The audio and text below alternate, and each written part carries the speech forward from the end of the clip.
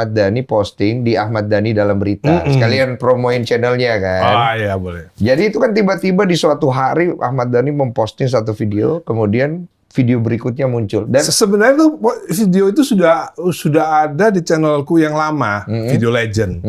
2 tahun yang lalu sudah ada, cuman viewernya nggak banyak, 600 ribuan. ya itu banyak lah. Loh, enggak, dibandingkan dengan yang di Ahmad Dhani dalam berita. Oh iya lebih banyak. Itu satu hari 1,4 juta gitu. Kita juga kaget, gila yang viewernya banyak banget gitu. Iya, cuma pertanyaan masyarakat, kenapa Ahmad Dhani memposting itu? Arahnya mau kemana?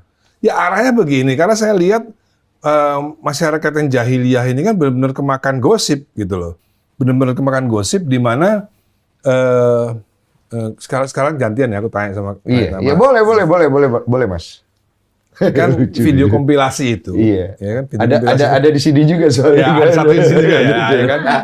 Di situ duduknya soalnya.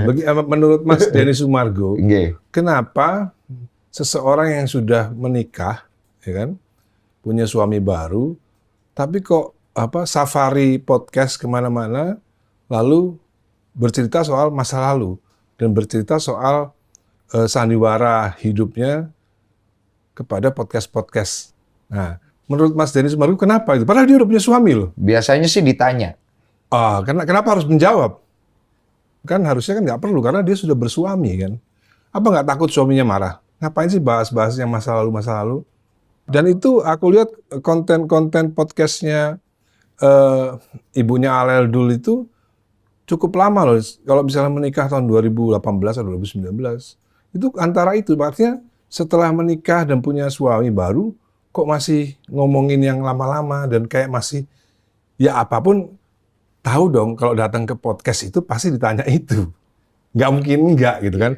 Makanya saya nggak pernah datang ke podcast yang berbau gosip, nggak pernah karena saya nggak mau ditanyain. Masalah perihal hal itu. Denny Sumargo udah minta aku dari tahun berapa ya, Met ya? Tanya Met tuh. Aku minta Ya kan? Mas Dhani dari tahun 700 sebelum Masehi. Iya, tapi ini gue bocorin dikit. Waktu itu kita pernah diminta sama Mas Dhani. Iya, ke rumahnya.